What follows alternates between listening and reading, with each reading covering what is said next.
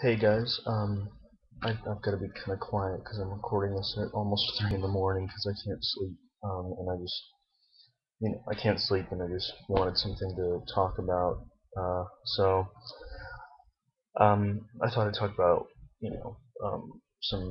a movie that's coming out and just kind of, what I think of it based on what I've read about it and the trailer and stuff like that. The movie I'm going to talk about is Don't Be Afraid of the Dark. It's a remake of a 1973 ABC made-for-TV movie that I haven't seen, but I'm interested to see it. About a woman that moves into this house that's kind of populated by these demons that want her to kind of be a part of them, and they kind of tempt her and stuff like that. And I haven't seen the movie, but from what I hear, it's very kind of creepy and psychological. But of course, since it's a made-for-TV movie in the '70s, it's very cheesy and kind of you know I would assume hard to take seriously. The music's very good though. I was listening to the end credit music and I like it. But anyway, the remake is starring Katie Holmes. It's being directed by Troy Nixey, who's a first-time director. He's a protege of Guillermo del Toro, and Guillermo del Toro co-wrote the screenplay, which is kind of what got me interested um, in it because I've loved everything I've seen of Guillermo del Toro, which admittedly isn't much. I've seen Pan's Labyrinth, I've seen Hellboy, I've seen I think that's it actually. Pan's Labyrinth and Hellboy, but I love both of them. I'm a big fantasy guy. I love that kind of stuff.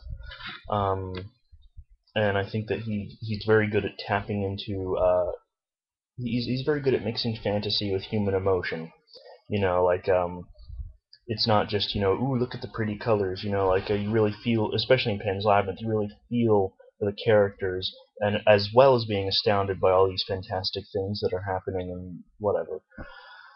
Okay, and recently, a trailer's come out, and I was curious, so I went and watched it. And admittedly, the trailer's not much, really. It's like a minute and 45-second clip, and it doesn't say anything at all about the movie. All you see is various. Okay, I'm just gonna sum what I think based on the trailer. This doesn't really have anything to do with the movie, but the first thing that really bothers me, the trailer is terrible. And I don't know if it's because the movie is this way or if they're just trying to make it seem exciting, but the first thing that struck me about the trailer was that it's full of fucking jump scares, like boo, boo, boo, and it's just like all these quick flashes and MTV style fast-paced editing, and it's like I don't really think that's what this movie should be about. The movie should be about kind of this slow, creeping, dreadful atmosphere, and based on what I've seen of the visuals in the trailer, which is very, very little, it seems like they are kind of sticking to that. Like there's that great little shot in the trailer where you can see the gate and the camera's going over it. It's like this big, like gnarly looking, gate that looks really old, and there's Katie Holmes walking through, looking at all these huge murals and stuff like that. And I really like the locations that they've chosen, and I like the sets based on what I've seen of them so far. So I'm really happy about that. But the trailer itself I didn't like because it's just all these jump scares and these surprises, and I am so sick of that in horror movies these days. Like I really just missed horror movies that were about kind of unloading the atmosphere and just making you feel like something really bad was going to happen, making you feel like something was wrong without actually coming out and saying anything. They got in your head. I like that kind of stuff, and I like the kind of slow paced, slow moving kind of stuff, and I hope that's what this movie's like. Um, Second thing that just bothers me based on what I've seen and read and stuff. Katie Holmes, really, Katie Holmes acting in this horror movie that's supposedly very dark and very kind of with a slight psychological bent to it. It's supposed to be it seems like it'd be a very demanding role. She's being tempted by these demons that may or may not be real. It seems like it'd be kind of maybe not a challenging role, but it would require some acting talent, which Katie Holmes has none of. I'm sorry, she has no talent. I did not like her in Batman Begins. I didn't like her in anything else I've ever seen her in. I think she's annoying. She has a weird face. I don't like her. I don't. I don't go for that kind of stuff. And don't ask me, what woman actor could have done this, because I'm not the kind of person who can name drop actors, but Katie Holmes, I mean, they could have gotten someone better than Katie Holmes. I really. Um, so what's another thing that bothers me about it? One thing that bothers me is well, it seems like, and I don't know if this is true, but it seems like there's a bit of CGI in it and stuff like that, and there's a lot of creature effects and stuff like that. And I really hope they don't overload on that. I really hope it doesn't become about visuals are important. Visuals build the atmosphere, but I hope it doesn't become about the visuals. I hope it doesn't become overloaded with visual panache and it becomes all about the monsters and stuff like, because that's not scary. As H.P. Lovecraft, to cite an overly cited source, he believed what the scariest thing in the world was what we didn't know about, the unknown. And I think that's kind of what a movie like this should try to tap into, like that fear of the unknown, that we don't know what's lurking behind the door, or what is possessing this house. It's what makes a lot of classic ghost movies work. Like if you look at The Haunting, you never actually see any supernatural events in that movie. You hear loud noises, you hear doors, creaking and stuff like that, but you never actually see any ghosts. And that's the brilliant thing, because it leaves it to our imagination. Your mind fills in the blanks, and that's where the scariness comes from. And it's completely thrown off when you see just this really fake looking CGI creature that's going in front of the camera. It's not convincing to me. Um, some of the things I do like, or that do look interesting. Like I said, I love, based on what I've seen, which is very little, again, I love where they're filming, the location and the sets and stuff. Like I said, it's got those really big walls and like the grimy, the brown walls, and there's this really brief shot in the trailer where there's like these she's like walking through some kind of like stained glass room and the lights like streaming down and she's in silhouette and so on. I love that. I hope they have more of that. Like I hope that they really focus on the camera work and the lighting and all that stuff, because movies are a visual medium, so of course the visuals and the camera work is very important to build up the atmosphere, which is what a movie like this is going to be all about.